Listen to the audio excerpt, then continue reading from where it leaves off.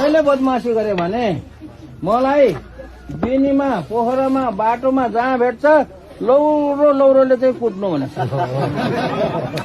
बाचा हो क्या यो, हाँसो गरेको होइन। यो बाचा गरेको हो, यो हाँसो गरेको होइन। किनभने आउँछु भन्ने आएन भने त्यस्तो झुट बोल्ने मान्छेलाई त ठोक्नुपर्छ होइन। लौरो पाएन भने ढुङ्गाले हाने हुन्छ है।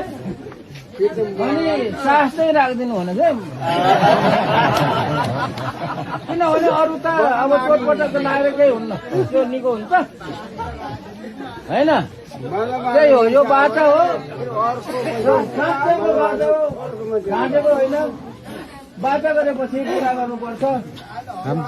मानु मलाई तपाईँले कुट्नु भयो, हुनु त कुट्नै पाउनुहुन्न, त्यो त मलाई थाहा छ। ल मानु तपाईँहरूले मलाई कुट्नु भयो, तपाईँलाई पुलिसले समात्यो भन्यो भने मैले पुलिसलाई भनेर यसलाई मेरो यिनीहरूलाई मैले बाचा गरेको हुनाले कुटेको छोडिदियो भने अब मैले होइन कुटाइ खाने मान्छेले छोडिदियो भनेपछि छोड्नु पर्यो नि त पुलिसले होइन। ल यो कुरा अब के कुरा गर्ने।